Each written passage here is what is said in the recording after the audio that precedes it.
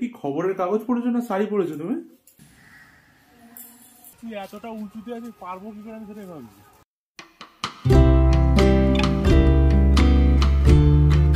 ডাব কাটতে গিয়ে পুরো জলটাই ফেটে বেরিয়ে গেছিল। টুইটি টুইটি তুমি চলো।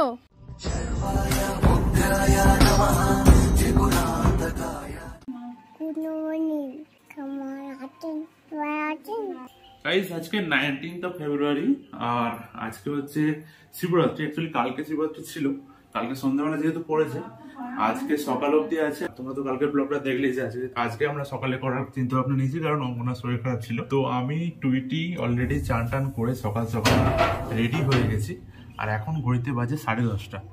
এখন আমরা তিনজন মিলেই পুজো দিতে যাবো আমাদের যে সামনে। আগের বছর তোমরা যারা আমাদের ব্লগটা দেখেছিলে যে সেই সময় আমাদের অ্যাকচুয়ালি স্টার্টিং ব্লগ মানে একদম চ্যানেলের স্টার্টিং ছিল, দেখতে দেখতে 1 বছর হয়ে এলো। আজকে আমরা যাব হচ্ছে ওই একই মন্দিরে। তো পুজো দিয়ে এসে আমি একটু বেরাবো, আমার কাজ আছে, 1টা-1টার দিকে বেরাবো। আর তারপর আবার আজকে প্ল্যানিং আছে যে আজকে ওই আমাদের গুছানোগুলো কালকে মানে রোজ ভাবছি করা হবে, কালকে বাদে পরশু দিন আমরা বেরাবো।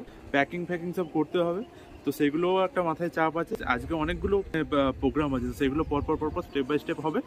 তো চলো ব্লগটা এখান থেকে কন্টিনিউ করছি। আজকে তুমি কিছু বলবে? লজ্জা পেয়ে গেছে দেখি দেখি।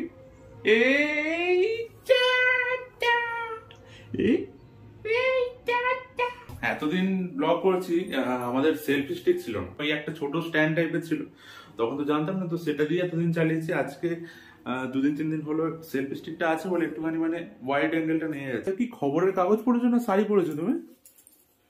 হ্যাঁ, দেখে তো মনে হচ্ছে খবরের কাগজ। এটা আমার খুব প্রিয় শাড়ি, মানে অনেকদিন ধরে এটাকে পরবো ভেবেছি, তারপর ভাবলাম যে আজকে এটা পরি। না এরকম কালার আমার খুব ভালো লাগে সাদার সঙ্গে। এখন স্নান করে শাড়িটা পরেছি। মাংকিটা এসছে পাপা, মাংকিটা এসছে, যাও মাংকিটা দেখো তো কোথায় আছে। খাবে তো, 11টা বেজে গেছে। মাংকিটা দেখে এসো। এখন ফ্রেশ মুডে, ঠান্ডা লেগে আছে, তবু ঠান্ডা জলে স্নান করেছি, নতুন শাড়ি পরেছি, পরে এখন ঠাকুরের কাজকর্ম করব। আর সকাল থেকে আমি না শিব ঠাকুরের গান টান শুনেছি, মনটা খুব ভালো আছে। আর সকাল থেকে যে জল খাইনি বা কোনো কিছু খাইনি, কিছু অনুভূতি হচ্ছে না, মনটা খুবই আনন্দে আছে। তো এখন আমি ঠাকুরের কাজকর্ম করব আর এখন বাড়ির পেছনে যাব, সেখানে গিয়ে কি করছি এমন টাইমে। চলো দুজনে মিলেই যাই।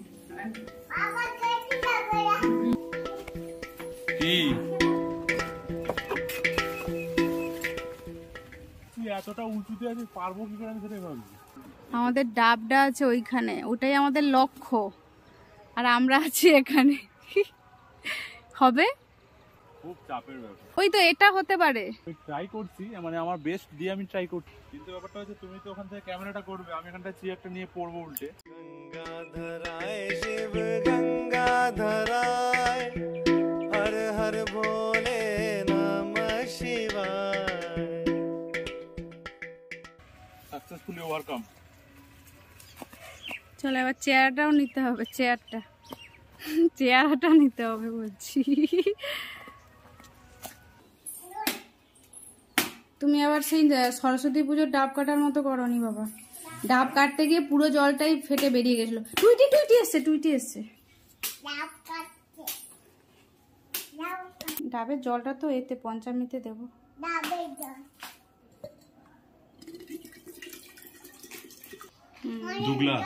দেখি টুইটি কেমন খায়। এখন ওপরে এলাম, আমি পঞ্চামৃতটা বানাবো। এখানে দুধ আর ঘি, এখানে অলরেডি মা সব রেডি করে রেখে দিয়েছেন। দই, দুধ, ঘি, চিনি, মধু, দধি, দুধ, ঘৃত, মধু, শর্করা, আচ্ছা দিয়ে মোটামুটি পঞ্চামৃতটা বানানো। তুমি তো এই একই কথা 1 বছর আগেও বলেছিলে, তখন তোমার দেখতে কেমন ছিল? আমি কালকেই আগের বছর শিবরাত্রির ব্লগটা খুলে দেখছিলাম, ঠিক আছে, যেন একটা অদ্ভুত রকম একটা ফুলো মানুষ।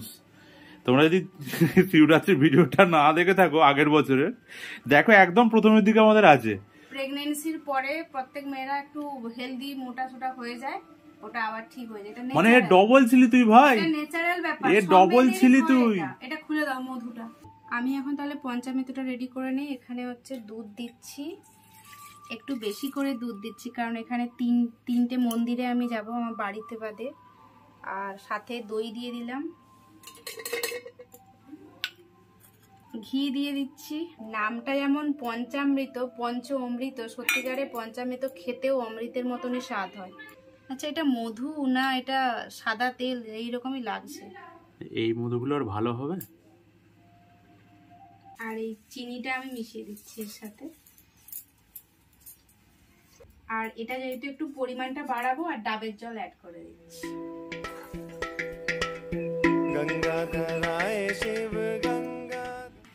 এগুলো সবকিছু একসঙ্গে মিক্সড করে রেডি আমার পঞ্চামৃত ঠাকুরের মাথায় দেওয়ার জন্য। এটাকে এখন তুলে এখানে রাখি সাজিয়ে। আর ভাবছি পঞ্চ প্রদীপ একটা রেডি করব ঠাকুরের জন্য। নমঃ শিবায়, ওম নমঃ শিবায়, হর হর ভোলে নমঃ শিবায়। আমাকে মধুটা দাও তো।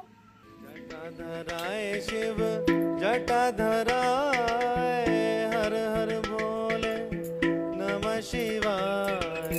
জটাধরায় শিব জটাধরায়, হর হর ভোলে নমঃ শিবায়।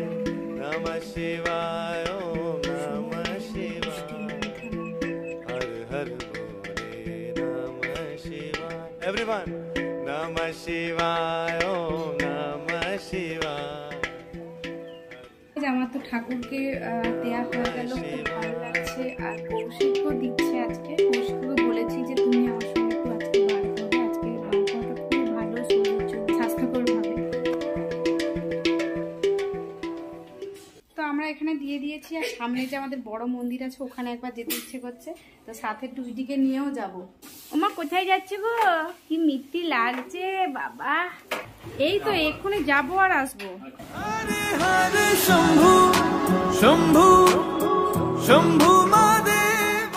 ছেড়ে দাও। কেন ছেড়ে দাও না রে বাবা, তুমি চলো।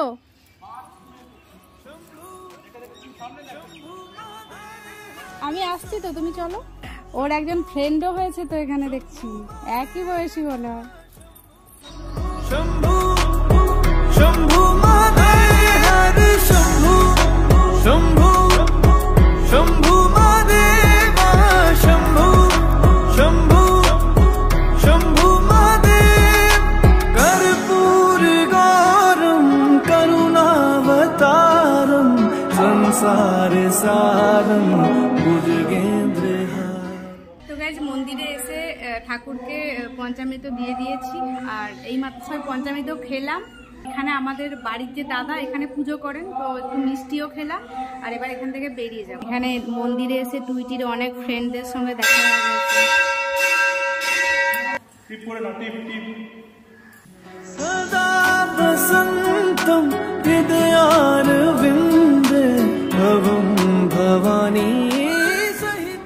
তো ঘড়িতে এখন বাজে 12টা।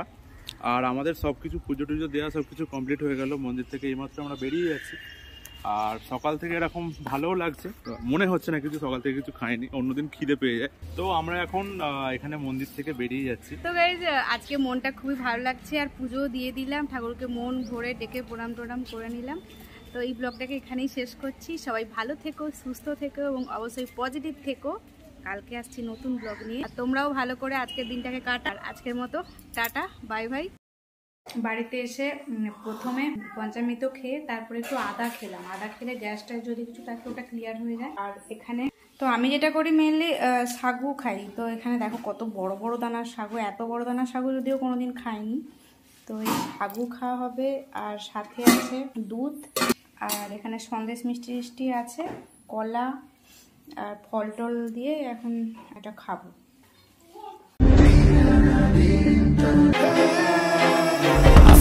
I'm losing my mind. Is everybody in the world blind? Please Lord give me a sign, a sign.